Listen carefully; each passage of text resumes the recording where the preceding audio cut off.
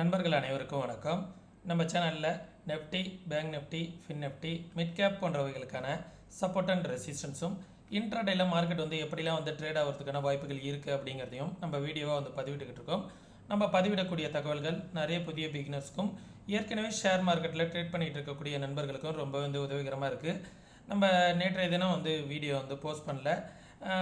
அதுக்கு முந்தின தினம் நம்ம என்ன சொல்லியிருந்தோம், நேற்று எப்படி நடந்துச்சு, இன்றைக்கி மார்க்கெட் எப்படி மூவ் ஆனிச்சு, நாளைய தினம் மார்க்கெட் எப்படி ட்ரேட் ஆகிறதுக்கான வாய்ப்புகள் இருக்குது அப்படிங்கிறதெல்லாம் இந்த வீடியோ மூலியமாக பார்த்து தெரிஞ்சுக்கலாம். நாளைய தினம் சென்செக்ஸோட எக்ஸ்பிரி இருக்குது, அதற்கான சப்போர்ட் அண்ட் ரெசிஸ்டன்ஸ் என்ன அப்படிங்கிறத வீடியோ மூலியமாக பார்த்து தெரிஞ்சுக்கலாம். வாங்க நண்பர்களே. ஒரு வழியாக நெஃப்டி பார்த்திங்கன்னா 25,000க்கு மேலே க்ளோசிங் வச்சுட்டாங்க. ரொம்பவே சந்தோஷமான விஷயம். ஏன்னா 25,000க்கு மேலே க்ளோசிங் வச்சுருக்காங்க அப்படிங்கிறதே ஒரு நல்ல ஒரு பிக் பாசிட்டிவ் நியூஸ். அதே நேரத்தில் நம்ம ஃபிப்னாசி லெவல் சொல்லியிருந்தோம், ஞாபகம் இருக்குங்களா? 25,062 அப்படிங்கிற லெவல் ஒரு ரெசிஸ்டன்ஸாக இருக்கணும். எக்ஸாக்டாக அந்த ரேஞ்சில் தான் மார்க்கெட் போய் ரெசிஸ்டன்ஸ் எடுத்துகிட்டு வந்திருக்கு. பார்த்தீங்களா, நம்ம சப்போர்ட் சொல்லியிருந்தது 24,973 அப்படிங்கிறத வியாழக்கிழமை அன்றைக்கி வீடியோவில் சொல்லியிருந்தோம். எக்ஸாக்டாக அந்த லெவல் தான் சப்போர்ட் ஆகிருக்கு, நம்ம சொன்ன லெவல் தான் ரெசிஸ்டன்ஸாக இருந்திருக்கு. பார்க்காத நண்பர்கள் அந்த வீடியோவை போய் பாருங்கள், உங்களுக்கே கொஞ்சம் தெளிவாக புரியும். எக்ஸாக்டாக நம்ம சொன்ன சப்போர்ட் அண்ட் ரெசிஸ்டன்ஸில் மார்க்கெட் அழகாக ரியாக்ட் ஆகிருக்கு. சரிங்களா, நாளைய தினம் எப்படி ட்ரேட் ஆகிறதுக்கான வாய்ப்புகள் இருக்குன்னா, ஃபிப்னாசி லெவல் படி மார்க்கெட் அடுத்தது எதை நோக்கி போகும் அப்படின்னா 25,170 அப்படிங்கிற இலக்கை நோக்கி தான் போய்கிட்டு இருக்கும். சரிங்களா, அதை பிரேக் பண்ணிடுச்சு அப்படின்னா 25,325 இந்த லெவல் தான் மார்க்கெட்டுக்கு அடுத்த ரெசிஸ்டன்ஸாக இருக்கும். ஃபிப்னாசியும் அதை தான் சொல்லுது. சரிங்களா, ஃபிப்னாசி 25,000க்கு மேலே பிரேக் ஆகிட்டாலே அடுத்தது ஃபர்தராக ஒரு அப் ட்ரெண்டுக்கான சான்சஸ் இருக்கும் அப்படிங்கிறதான் சொல்லுது. இது வரைக்கும் எல்லாருமே இந்த 25,000 ரேஞ்சு போகும்போது எல்லாரும் என்ன பண்ணிட்டாங்க அப்படின்னா செல் பண்ணிக்கிட்டே இருந்தாங்க. 25,000 போகும்போதெல்லாம் ஒரு 100-150 பாயிண்ட் 20-200 பாயிண்ட் விழுகுது. என்ன காரணம் அப்படின்னா 25,000 ரேஞ்சுக்கு போகும்போது மார்க்கெட் ஒரு ப்ராஃபிட் புக்கிங் அப்படியே மார்க்கெட் என்ன ஆகிடுச்சுன்னா இந்த இடத்துல ஒரு சிமெட்ரிக்கல் பேட்டர்ன் மாரி ஃபார்ம் ஆகிடுச்சு. இந்த இடத்துல பாருங்கள், இந்த லெவல் ஒரு சிமெட்ரிக்கல் பேட்டர்ன் மாரி ஃபார்ம் ஆகிருக்குங்களா. மார்க்கெட் இந்த லெவலை பிரேக் அவுட் ஆகிட்டு சூப்பராக மேலே வந்துடுச்சு. சரிங்களா, பிரேக் அவுட் ஆகிடுச்சு, ரீடெஸ்ட் பண்ணியிருக்கு. அகைன் எப்போதுமே ஃப்ரைடே பார்த்தீங்க அப்படின்னா ஒரு செல்லிங் ப்ரெஷரோடு தான் இருந்திருக்கும், நம்ம பார்த்துருந்துருப்போம். ஆனால் இந்த வாரம் வெள்ளிக்கிழமை அன்னைக்கு பார்த்திங்கன்னா ஒரு ரேலி வருவதற்கான வாய்ப்புகள் இருக்குது, ஒரு அப் ட்ரெண்ட் வருவதற்கான வாய்ப்புகள் கூட இருக்குது நண்பர்களே. ஏன்னா ட்ரெண்ட் அதை தான் சொல்லுது.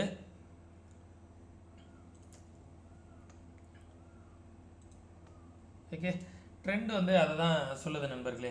நம்ம கொஞ்சம் சேஃபாக அப் ட்ரெண்ட் போகும்போது பார்த்திங்க அப்படின்னா கொஞ்சம் கொஞ்சமாக தான் மேலே போகும். ஆனால் டவுன் ட்ரெண்ட் வரும்போது பெருசாக ஃபால் ஆகும். இதுதான் எப்போதுமே நடக்கிறது. மார்க்கெட் கொஞ்சம் கொஞ்சமாக மேலே போனாலும் அப் ட்ரெண்டில் தான் போயிட்டுருக்கு. அதே நேரத்தில் மிட் கேப் என்ன நடந்திருக்கு, நம்ம சொன்னது அதுவுமே சூப்பராக நம்ம சொன்ன லெவலில் நடந்திருக்கு. அது என்னங்கிறத வீடியோட இறுதியில் நான் சொல்கிறேன் நண்பர்களே. இது ரெசிஸ்டன்ஸை பார்த்துருப்பீங்க. ஒன்ஸ் இந்த லெவலை இனிமேல் பிரேக் அவுட் ஆனால் தான் 25,000 அப்படிங்கிற லெவலை ஒரு நல்ல ஒரு சப்போர்ட் ரேஞ்சாக வர இருக்கிற நாட்களில் மாற்றுவாங்க. சப்போர்ட் ஆகிடுச்சு அப்படின்னா மார்க்கெட் இங்கேருந்து 25,000ங்கிறது நல்ல ஒரு பேஸான சப்போர்ட்டாக மாறிடும். ஒன்ஸ் இந்த லெவலுக்கு கீழே வந்துச்சு அப்படின்னா 24,776, அதற்கு கீழே வந்துச்சுன்னா 24,656, அதற்கு கீழே வந்துச்சுன்னா 24,459 அப்படிங்கிற லெவல் ஒரு சப்போர்ட்டு. ஓகே, இதுதான் நெஃப்டிக்கான லெவல்ஸு. பேங்க் நிஃப்டியுமே பார்த்தீங்க அப்படின்னா நான் ஒரு சிமெட்ரிக்கல் பேட்டர்ன் சொல்லியிருந்தேன், அந்த ரேஞ்சிலே தான் இருக்குது. சரிங்களா, இன்னும் எந்த பக்கமே பிரேக் அவுட் ஆகலை. இந்த ரேஞ்ச்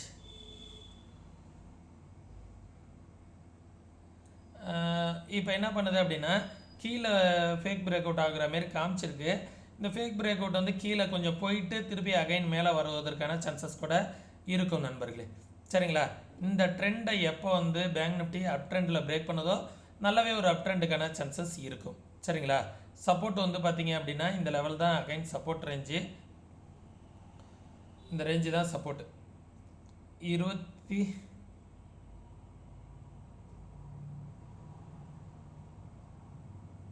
ஓகே, இந்த லெவல் தான், இந்த ஜோனு தான் பார்த்தீங்கன்னா 21,380 இந்த ஜோன். இந்த விக்கு எல்லாம் வச்சுருக்கு பார்த்தீங்களா, இந்த விக்கு வச்சுருக்க ஜோன் எல்லாமே பார்த்தீங்க அப்படின்னா ஒரு சப்போர்ட் ரேஞ்சாக இருக்கும்.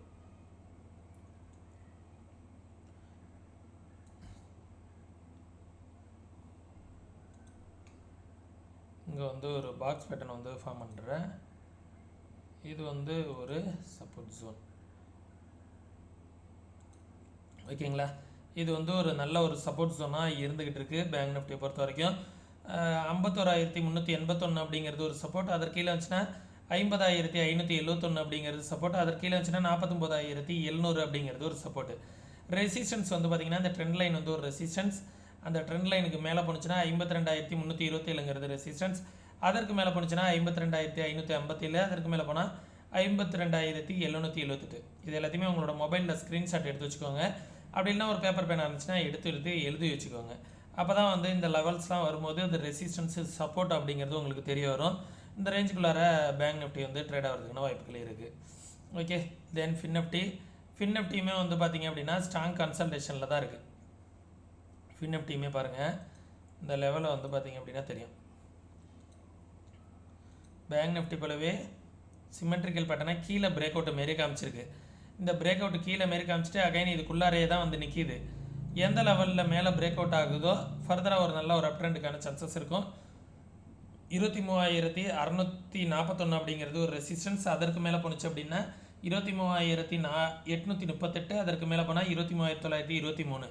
சப்போர்ட் வந்து பார்த்திங்கன்னா 23,225. அதுக்கு கீழே வந்துச்சுன்னா 22,934.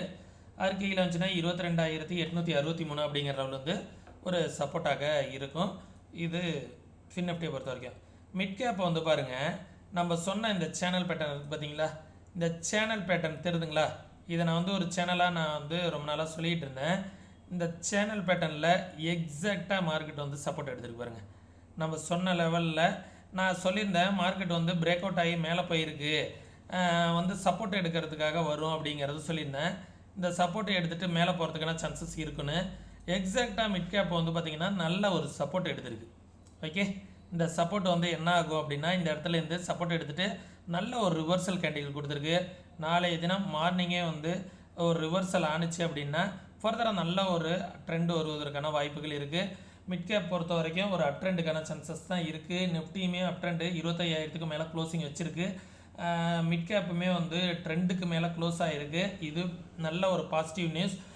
நிஃப்டியும் வந்து பார்த்திங்கன்னா 25,000க்கு மேலே வந்திருக்கு. அதுவுமே நல்ல ஒரு பாசிட்டிவ் நியூஸ். நல்லா மேலே போகிறதுக்கான வாய்ப்புகள் இருக்குது நண்பர்களே. நாளைக்கு வீக்லி க்ளோசிங்கும் வந்து 25,000க்கு மேலேயும் மிட் கேப் வந்து இந்த ட்ரெண்ட் லைனுக்கு மேலேயும் க்ளோசிங் வச்சிருச்சு அப்படின்னா நல்லாவே வந்து ஒரு அப் ட்ரெண்டுக்கான சான்சஸ் இருக்குது.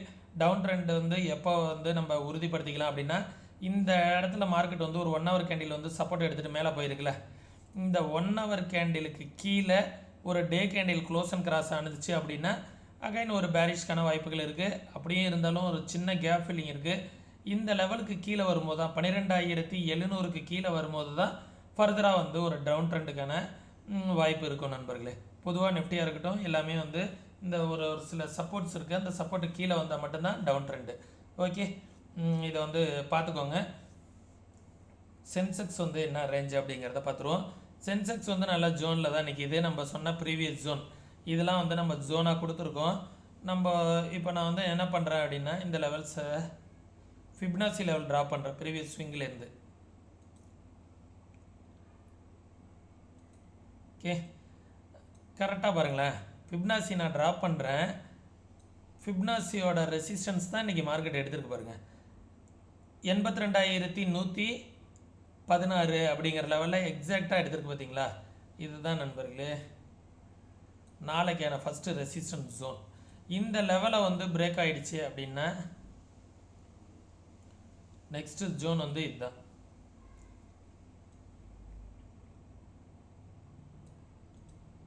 ஓகே, 82,500. இந்த 82,500 ஜோனை வந்து பிரேக் அவுட் ஆகிட்டு அப்படின்னா அடுத்தது வந்து பார்த்திங்கன்னா 83,000 அப்படிங்கிற லெவல் வரைக்கும் போகிறதுக்கான பாசிபிலிட்டிஸ் இருக்குது.